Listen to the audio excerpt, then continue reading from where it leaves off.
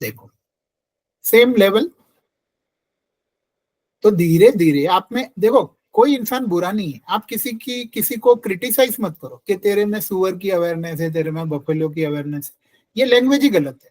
हम सब में अलग अलग टाइप की अवेयरनेस हो सकती है। 10% हम सुअर जैसे हैं, 10% बफेलो जैसे हैं, 20% डोंकी जैसे हैं, 10% हॉर्स जैसे हैं, 5% काउ जैसे हैं, 5% मैन जैसे हैं। लेकिन बुद्ध, देखो अभी ये लेवल तो आया ही नहीं है। पहले एक्सेप्ट करो कि हम ये लेवल पे आए ही नहीं है। बुद्ध नहीं बनना है हमको, एनलाइटन बनना है, कृष्ण जैसा बनना है। ओके, मैंने यहाँ पे, हो सकता है कि हमको और एक इम्प्रूव करना चाहिए कि यहाँ पे बुद्ध के जगह पे कृष्ण लिखना चाहिए।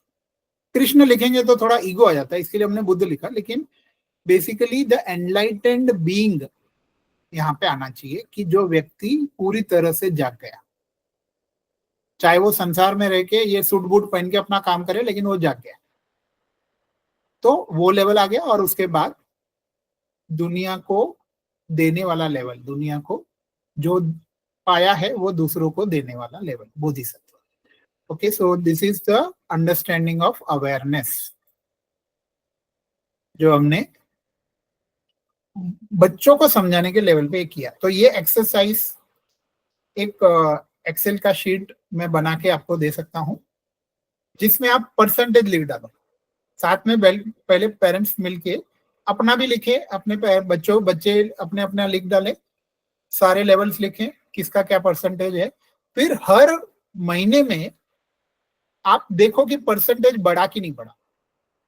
पिग वाला कम होना चाहिए, मैन वाला बढ़ना चाहिए, काव वाला बढ़ना चाहिए, मैन वाला बढ़ना चाहिए, या हॉर्स से शुरू करो। हॉर्स वाला बढ़ा तो भी पॉजिटिव साइन है, क्योंकि आप कुछ करने के लिए फोकस आया। फिर काव वाला भी बढ़ना चाहिए, मैन वाला बढ़ना चाहिए, और धीरे धीरे अल्टीमेटली कुछ सालों के बाद आपका टारगेट होना चाहिए कि आपको एनलाइटेंड लेवल पे जाना है। आप डॉक्टर हो, इंजीनियर हो, कुछ भी हो, लेकिन आप एनलाइटेंड हो गए, फिर देखो आप दुनिया को बदलोगे। देखो मैं आपको बताना चाहता हूं कि जो लोग ये गलत फहमी में है कि एनलाइटेंड पर्सन को संसार में कुछ इंटरेस्ट नहीं होता है और वो गरीब होते हैं, ये सब गलत फहमी है। आपको पता है राजा जनक, जो राम के ससुर जी, सीता माता के पिताजी, वो एनलाइटेंड बिलियनियर थे। एनलाइटेंड बिलियनियर का मतलब क्या है? मेरे गुरु कहते हैं आप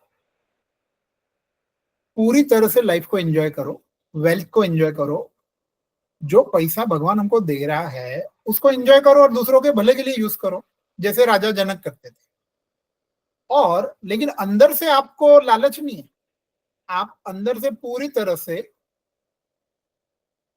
आत्मज्ञानी हो, और आप कोई कर्मों में, कोई लालच में, कोई किसी को तकलीफ देने में फंसे नहीं हो। इसको कहते हैं एनलाइटेंड बिलियनियर।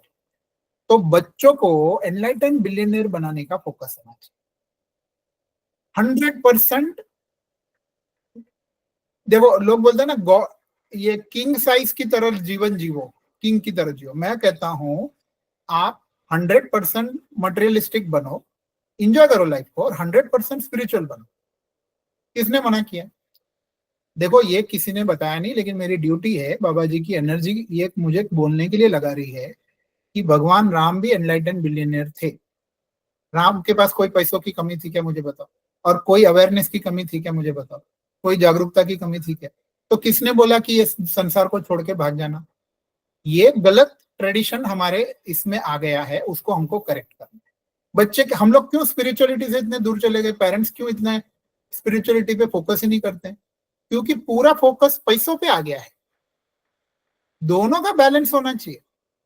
पैसा भी इंपॉर्टेंट है, हमने सीखा ना, प्रॉस्पेरिटी, लक्ष्मी माता जी बहुत इंपॉर्टेंट है, लेकिन लक्ष्मी के बगैर, विष्णु के बगैर लक्ष्मी जी का कोई वैल्यू नहीं है। आप लाइफ को एंजॉय नहीं करोगे।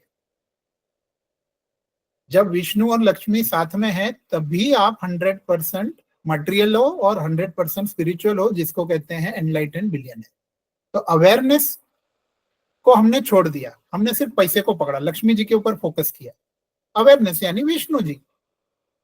तो राम अगर बनना है, कृष्ण बनना है, राम, कृष्ण, राजा जनक, ये सभी एनलाइटेंड बिलियनियर है। और मॉडर्न जमाने में अगर आपको लगता है कि नहीं नहीं ये तो पुराने जमाने की बात कर रहे हो, मॉडर्न जमाने में भी एनलाइटन बिलियनियर लोग हैं। आप इंटरनेट पे, विकिपीडिया पे, मैं इसके लिए एग्जांपल देता हूं ताकि लोगों को ये ना लगे कि ये चीज इम्पॉसिबल है। आप सर्च मारो, अभी भी एनलाइटन पर्सन है Deepak Chopra, doctor Deepak Chopra. He is an enlighten doctor, enlightened है वो, और उन्होंने इतना रिसर्च किया है, स्पिरिचुअलिटी पे भी किया है और मेडिकल फील्ड का, और अपनी उम्र को लंबी करने के बहुत सारे उन्होंने सीक्रेट्स बताए। लॉन्जेविटी, कैसे उम्र लंबी हो सकती है, स्पिरिचुअल प्लस साइंस को यूज करके उन्होंने रिसर्च किया। अब देखो, आप यकीन नहीं करोगे, एक डॉक्टर डेविड हॉकिंस, जिन्होंने किताब लिखी पावर वर्सेस फोर्स, और जिनके ग्राफ को हम स्टडी करते हैं, अभी जो मैं फोटो में आपको दिखाऊंगा, वो भी एनलाइटेंड साइंटिस्ट थे। अभी शरीर छोड़ दिया उन्होंने कुछ साल पहले। Enlightened scientist. तो ये गलतफहमी निकल जानी चाहिए कि डॉक्टर, इंजीनियर, साइंटिस्ट एनलाइटन नहीं हो सकते, स्पिरिचुअल नहीं हो सकते। ये हमारा, ये जो कोर्स के थ्रू ये क्लैरिटी आनी चाहिए। तो ये मैसेज क्लियर जाना चाहिए पेरेंट्स को। मैं तो कहता हूँ इसका क्लिप बनाओ, जो मैंने अभी बताया, ये बहुत इंपॉर्टेंट है। तो देखो, मेरे गुरु भी यही फिलोसॉफी को प्रमोट करते हैं और वो भी एनलाइटन बिलियनियर है।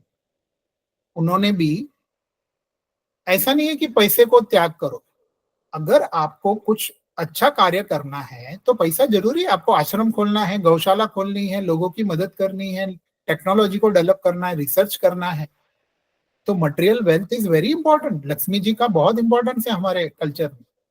लेकिन लक्ष्मी जी के साथ विष्णु जी नहीं रहेंगे तो लक्ष्मी जी का कैसे यूज करना है वो किसी को नहीं पता चलेगा, और वो नुकसान होगा।